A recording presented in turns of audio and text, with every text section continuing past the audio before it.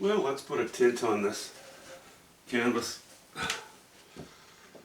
Usually I'll do this laying flat so that I don't have turpentine running on the canvas, but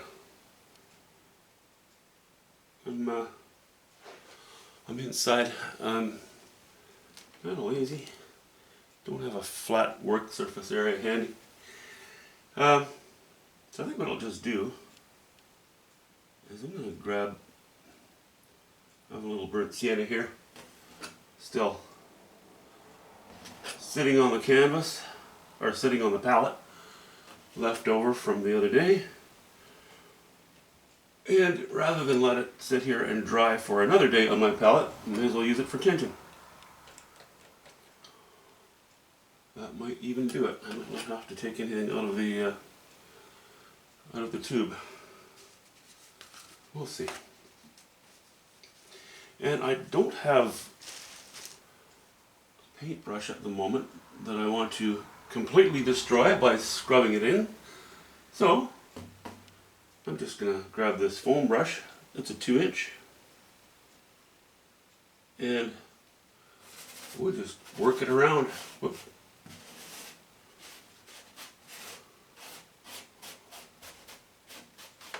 A little bit. And let's see how this goes. Yeah, I'm gonna need to put some more paint on here. Okay. 1 tube of burnt sienna.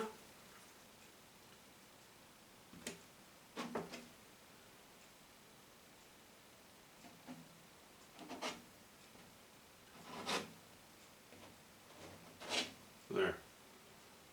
I know that's going to be ample. Probably too much. Oh well. Then I will just skimp a little bit. That's okay. Skimp a little bit on the turpentine so that the wash is a little heavier. That suits me just fine.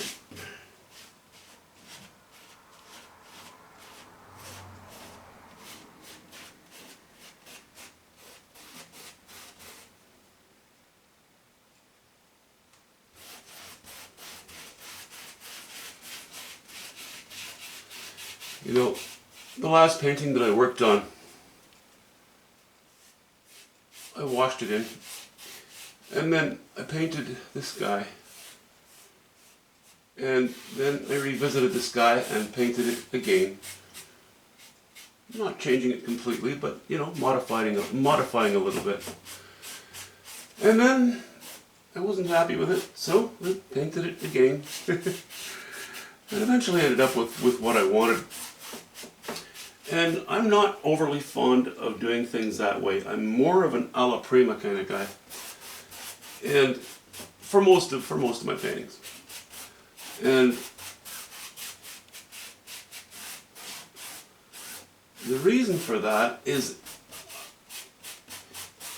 the fewer times you can touch your canvas, the more direct and stronger statement you will make. Like if you equate a painting to a statement, you know, say somebody goes up to a lectern and they're going to have a little talk about something. I don't know about you, but usually something like that, if it goes over 15 or 20 minutes, I start looking at the ceiling tiles, I start looking at my watch, and if it goes on too long, we'll look at the calendar. But I think a painting can be kind of the same thing. If you keep going into it, at least if you're an impressionist, okay? This doesn't follow with all techniques, but this is very subject to my own personal taste. I like the impressionism. I like the bold, strong strokes. I like a painting that does not look overworked, because if it looks overworked, it becomes too weak in my view, you know, to my taste. So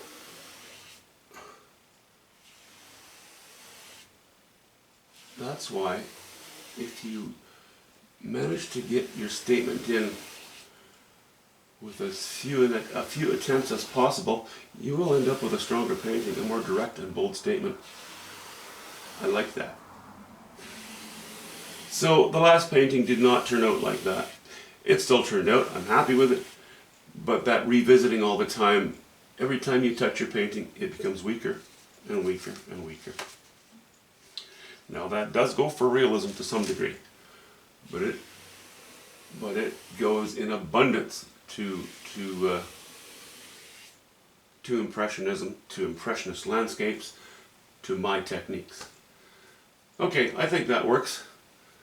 We're going to be a real wastrel here. We're going to toss this because I don't have another canvas to work on at the moment.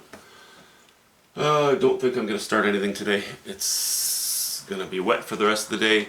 It'll still be a little bit wet tomorrow, but you know, not too bad. All right, we'll try to make the next one stronger. I think I'm maybe going to aim in the direction of something more West Coasty again, British Columbia coastline or Inside Passage, you know, or at least something, you know, land mass and water. I love, one of my favorite things is really the view of land masses, of shorelines, from the water, from the view of somebody who's in a canoe or a kayak or a boat, or you know, not too high above it, sort of looking across at things. So I might go in that direction. I just have to figure out a rock structure. Maybe I'll have a look through some of my many photographs from when I used to live out on the Gulf Islands, and I'll find something that inspires me. Hope you had a good weekend. Talk to you soon.